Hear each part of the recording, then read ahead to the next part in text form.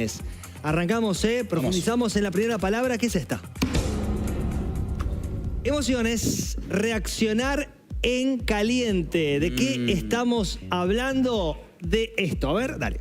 ¿Te pasa que reaccionás en caliente y después te agarrás la cabeza y decís, ¿para qué le dije eso? Bueno, a mí me pasaba todo el tiempo. Y hay una cosa muy importante, de hecho es un antes y un después en tu vida, que no nos enseñan en la escuela, a gestionar nuestras emociones para saber comunicar. Las conversaciones difíciles o complicadas con tu jefe, con tu amigo, con tu pareja, con tu hijo, con tu madre, se planifican y por sobre todo no se tienen en esos momentos en los que la emoción es alta. Para esto hay técnicas y herramientas claves y concretas que aprendes una vez en tu vida y las implementás por el resto de tu vida. Ahí está, gestionar las emociones, María. Esto de planificar me gusta. Sí, está bien, porque si no es como que, viste, uno dice, ay, se lo digo ahora, no. Enfriarse y planificar eso. Más que nada para uno, puntualmente, para no decir nada erróneo ni errado. Lo primero que tenés que hacer es el registro de la emoción. Y para eso, para mí me parece genial la película Intensamente, esas 5 emociones, que registres esas, después con la combinación haces todas las otras emociones que puedas sentir. Bueno, esto que decís en caliente es muy complejo. No, es que es correcto. En ese momento uno dice, bueno, a ver la película. No, yo te lo digo claro. como ejemplo. Siempre tu emoción va a condicionar lo que vas a contar.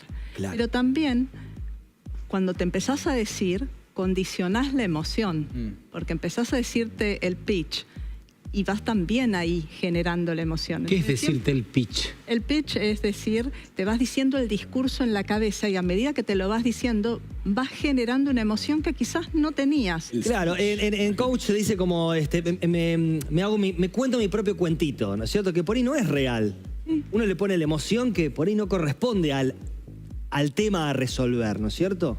El tema es que siempre lo que tiene razón, tenemos que pensar que tenemos una inteligencia emocional, tenemos la inteligencia racional de siempre y también tenemos esta inteligencia que a mí me parece muy interesante, que es la del tu gran juez. Entonces, en esto que siempre te lleva para hacia una emoción o hacia otra. Eso es un poquito más complicado, ese entrenamiento. A ver, lo del juez, ¿cómo sería? Claro, pues vos siempre tenés acá una palabra o algo o un discurso que siempre te está juzgando la realidad. Claro. Entonces vos veís el peor juez de uno mismo.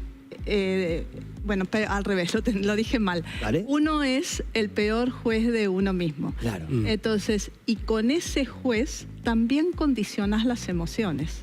Parece que hay una clave que está quedando dando vuelta que tiene que ver con la pregunta de Emi, ¿no? ¿Siempre se puede planificar? ¿Qué entendés vos por planificar? Por lo que acabamos de escuchar todos juntos, que ella dice, no, las emociones hay que gestionarlas y planificarlas. Me pienso en un señor que está manejando 10 horas el taxi, en un colectivero, en un periodista, en cualquiera, qué sé yo, un zapatero que tuvo un mal día. Se le aparece un loco con una cosa estrambótica. ¿Qué planificás ahí? No, yo no sé si es planificar la palabra o es entrenarte. Entonces vos vas como lo dice tan segura, en el momento que la cosa pase, entonces vos sí lo podés gestionar. Pensalo como un partido de tenis, o sea, vos practicás muchas veces hasta que después te dan un golpe que te desubica y vos tenés más herramientas o estás más presto y pronto a poder devolver el golpe. Es lo mismo con las emociones. No es que vos las podés planificar algunas cosas. Si esta semana tuviste una pésima semana, entonces quizás esta no sea la semana para hablar sobre tu aumento de sueldo o por qué no te gusta el equipo que te designaron. Entonces ahí sí es planificar. Claro. Esperar el momento correcto. Viste que a veces pasa que, hablo por mí puntualmente, pues yo voy a decir una tercera persona o un amigo, pero que hay momentos que yo he sido muy reaccionario en momentos, ¿no es cierto? No importa, sea por pareja, sea por laburo, reaccionario del momento. Y aprendí, con muchos choques, a respirar, es una forma de decir, o aislarme de ese momento, o no enfrentar a tal persona, y planificar, decir, bueno, a ver, ¿cuándo? Me voy a tomar un café y le comento esto que quizás yo antes lo hacía en un momento en caliente. Y el resultado era negativo.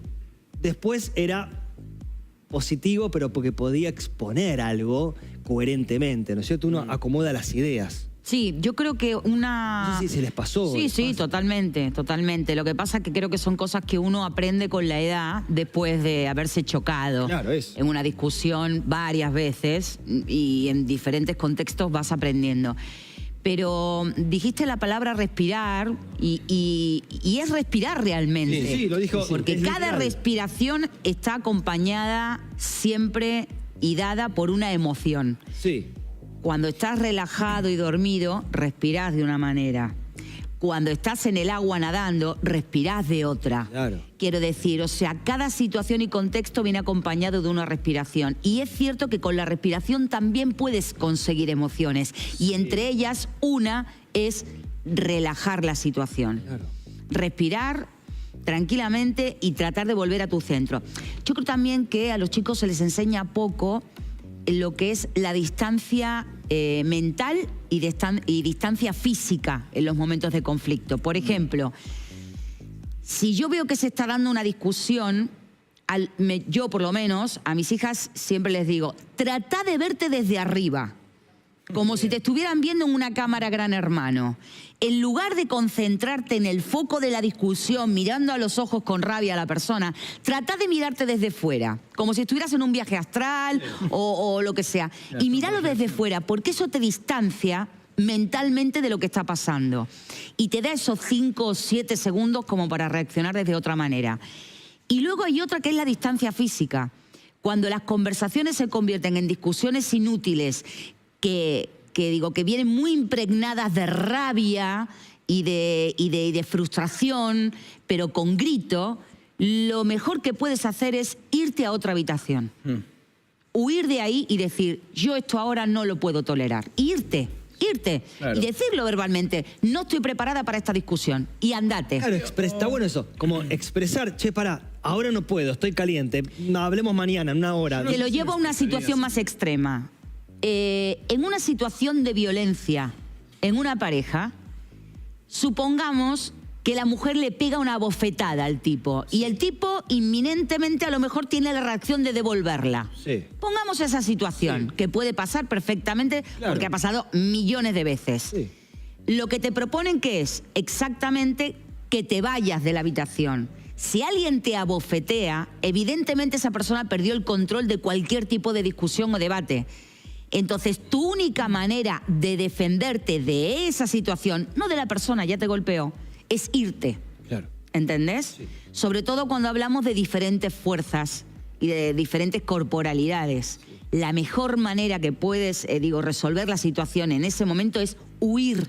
Y cuando digo huir es correr. Que es una forma indirecta de lo que escuchamos esto de planificar. Es una manera. Claro. Planifico irme. Sí, digamos, y lo sigo después, mañana. Sí. Claro, que para mí en sí es una, como Lola describiste, una situación bastante extrema justamente esa, en donde sí, esa situación requiere ese tipo de acción. Yo creo que igual en cualquier momento en donde uno siente que está entrando en ese lugar de calentura, que no hablo del ejemplo porque yo también soy de prenderme bastante fácil, pero mi estrategia por lo general es tratar de salir del tema y decir, como te puedo contar después, ni siquiera te digo que no estoy está preparado, ni siquiera te digo nada, no te presento mis sentimientos para que los analices, sino que te digo, lo hablamos después, please, que ahora tengo otra cosa en la cabeza, que ahora tengo que hacer tal cosa, tengo que hacer una llamada, lo que sea, un chamullo mínimo como para poder procesar las emociones. Y perdón, quiero hacer una cosa, no sé si está bien o mal, solamente quiero preguntar, porque estábamos hablando del juez anteriormente, que justamente se relaciona con nuestra como capacidad personal a recibir este tipo de cosas que vienen del exterior y procesarlas y convertirlas en nuestras.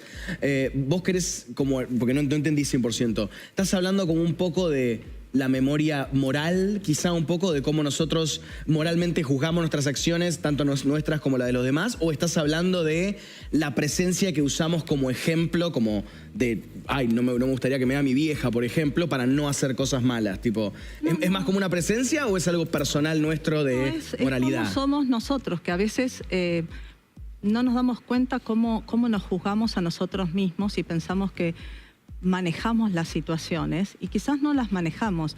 Las emociones hay que aprender cómo funcionan, cómo las sentís en la piel, cómo sos vos cuando te enojás, porque tenés una ruleta rusa todos los días haces una cuadra y sentiste montones de diferentes emociones. Total. O sea, estamos hablando de los casos de violencia, son un extremo, pero estamos hablando de las emociones todos los días. Pues, ¿cómo hago para poder vivir mejor y con todas estas emociones que tengo para que pasen las cosas que yo quiero que pasen?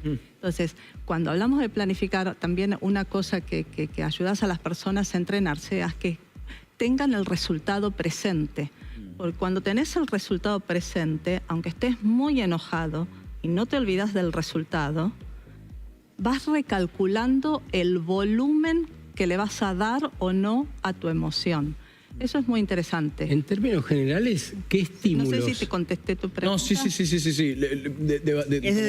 Es de interno, claro, a tu pregunta. Diferenciamos entre nuestra capacidad para detectar la moralidad de la situación y lo convertimos más en nuestra propia como autocrítica ante las acciones que tomamos y los demás. Sí, está bien. Yo siempre tuve esta idea de la cámara, como que uno se imagina, no sé si te pasa, Emi, que haces algo, estás solo en tu casa, estás con tus gatos y haces algo y quizá te juzgás ese algo, sea algo, un mal hábito, algo malo, algo bueno, lo que sea. Y en mi opinión, ese momento siempre en el que uno le agarra ese tic moral, un poco yo le digo la cámara, porque pensás como, uy, no me está viendo nadie, pero me está viendo la audiencia. Ahora, no sé está si viendo mi audiencia de la cabeza. Sí, ¿viste? ahora, no sé si les pasa que a veces nos invade, está bien dicho, invade la ira. Y la ira es terrible, tanto para bien como para mal, ¿no es cierto? Como se enciende ese fósforo. La ira es, Porque es muy el difícil enojo manejarla. a la N, Claro. vamos a decir. Sí. Y es cuanto más, el enojo es expulsivo, Sí. la tristeza te tira para adentro. Sí. O sea, cada emoción tiene una dinámica. Sí. Entonces, la más difícil de regular con los prójimos y cuando lo usamos contra nosotros mismos, una es la angustia, la tristeza y el enojo. Que tampoco- te sacan de eje totalmente. Sí, tampoco está. Esto es una opinión muy personal. Tampoco está mal, me parece. O es pregunta, ¿está mal? Para mí no, pero esto de salirse un poco de eje, ser reaccionario, no está mal también. Aunque uno después respire, planee y acomode. Porque si no, también el hay impacto. emociones que quedan adentro, ¿no es cierto? Se encapsulan. Es que hay que practicarlo, o sea, no Ese te lo queda digo otra. a ver, perdón. Es que te tenés que entrenar. Claro. Porque si vos siempre te enojaste y te das cuenta que vas perdiendo terreno o que tus resultados no están siendo lo que vos esperás, entonces, ¿cómo lo vas midiendo? Es un entrenamiento y ¿solo lo podés hacer? No. En general, como todos los entrenamientos, necesitas de alguien que te guíe y te ayude, porque si no, no tenés parámetro.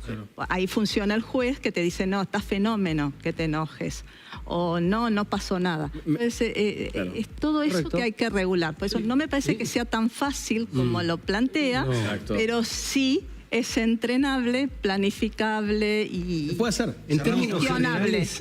generales, ¿qué estímulos propician el desequilibrio de las emociones? Qué buena pregunta. Cualquiera.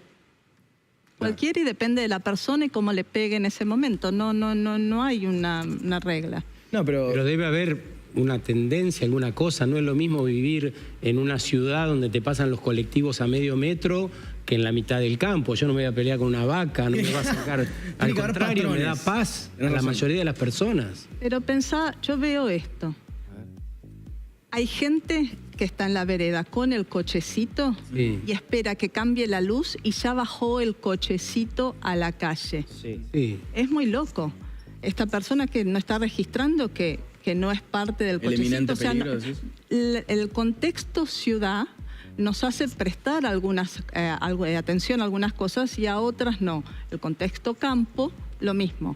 Entonces, lo mismo pasa con las emociones. A mí no me asusta que pase el colectivo, pero si estás en el medio de campo que te pasan otras Es que no cosas... es cuestión puede de ser que no me dé miedo, cuenta. es cuestión de estímulo que te desequilibra. Me parece que ahí no aparece el miedo, aparece el ruido, las bocinas, el tipo que te miró mal, el que no te contesta. A eso me refiero yo, a los estímulos ambientales. Pero el campo tendrá otras cosas también, ¿no? Digo, pregunto. Un toro mugiendo, qué sé yo. No, pero las eso me da hormigas, los miedo. bichos, el sol, capaz, algunas Pero no, pero es al No es lo mismo, contrario. no es lo mismo, igual tenés No, razón. claro. A ver, el ruido y el ambiente de la ciudad es mucho más estresante, con lo cual si vos estás en un nivel de estrés tremendo, tenés el cortisol por las nubes, estás más propicio a que la ira se dispare que si estás en un lugar donde no estás sufriendo el estrés. Claro. O sea, digamos, estás ya, partiendo de la base estás mal, ¿no? O sea, estás más cerca de pegarle un grito a alguien que si estás relajado. Pero, por el ejemplo, cansancio, Lola. También, la falta de sueño. Claro. La falta de sueño, que es algo típico en nuestra sociedad de hoy, sobre todo en los ambientes de la ciudad, también pasa. Pero yo te voy a poner, por ejemplo, el caso de, yo que lo he vivido 1000 veces, de la madre que pega el grito que lo oye hasta el vecino del octavo. Sí. ¿De dónde viene? Vos decís, ¿pero de dónde viene? De la reiterancia, de reiterar la falta de respeto. Por ejemplo, no dejes la ropa en el suelo. No la podés poner aunque sea encima de la cama. Y vos lo repetís a los 13, a los 14, a los 15, a los 16. En esos 4 años donde la ropa y la toalla terminaron siempre en el suelo, en algún momento del año vos pegaste 8 gritos. Claro. Y te escuchó el vecino del octavo. ¿Por qué? Porque tu adolescente no entiende que vos le estás poniendo límites. Entonces, vos decís, ¡ay, qué madre iracunda! No, es una madre que reiteró durante un año, unos 400 millones de veces por semana, te pido por favor que no dejes la ropa en el suelo. No dejes la ropa en el suelo. Claro, a la 5ª vez es un grito, porque vos te sentís totalmente ignorada. Que ese es el siguiente, para mí, disparador de la ira. O que te reiteran una falta de respeto, o que te ignoran directamente. Porque que te ignoren, claro, que te ignoren en una serie de situaciones reiteradas también provoca ira en uno.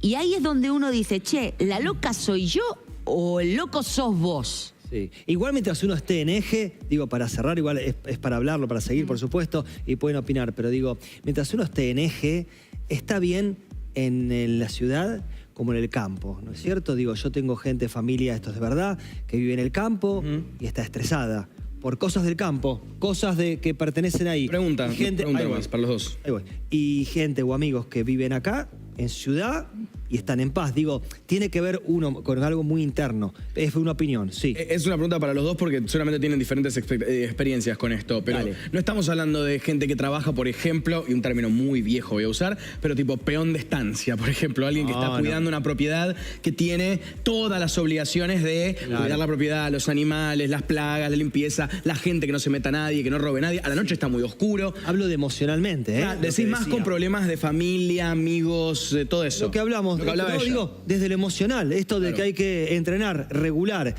y está buenísimo lo que dijo Sergio, pero digo, me pasa familia que emocionalmente y con cuestiones y están en el campo, decís, pero ¿cómo?